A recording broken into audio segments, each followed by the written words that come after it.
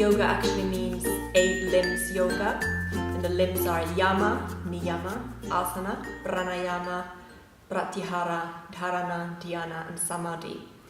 And the third limb, the asana, is the actual physical practice that we do. It's the yoga postures that we do in the practice. We always begin with sun salutations, the Surya Namaskara, to warm up the body. Then we move into standing postures, and we do a sequence of standing postures.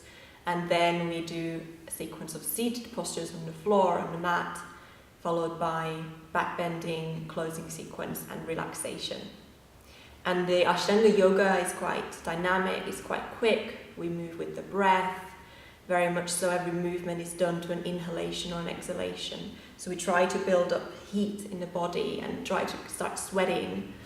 And we don't only work on stretching the body, but we also work on strengthening. So we take weight into our arms, and we use our legs, and we use our abdominal muscles, so that we can kind of bring balance between the left and the right side of the body, between the strength and the flexibility, and kind of like this achieve this feeling of overall body wellness and health.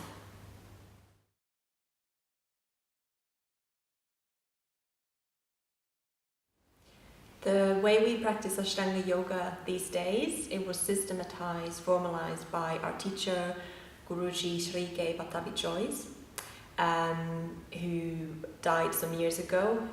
He was born in 1915, and he studied for a long time with Krishnamacharya, who taught teachers such as Iyengar. And so Ashtanga Yoga kind of comes from Guruji in its present form. He was working, teaching, living in Mysore in South India, and now his grandsons Sharat and his daughter Saraswati are still teaching there, and several thousands of yoga teachers go there every year to practice Ashtanga Yoga.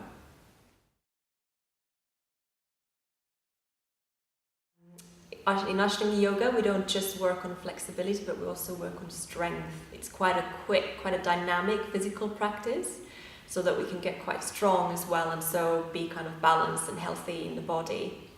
And the sequence of postures, we repeat that every time we get on the mat.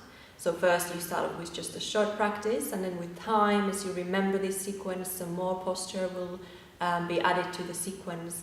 And so the body is always remembering what to do, and then after a while, when the practice is more familiar and kind of internalized in the body, then while we're physically moving with the breath, inhaling and exhaling with the movements, and holding postures for quite a short time, even though we're moving very quickly, we're still actually able to be quite focused and still in the mind.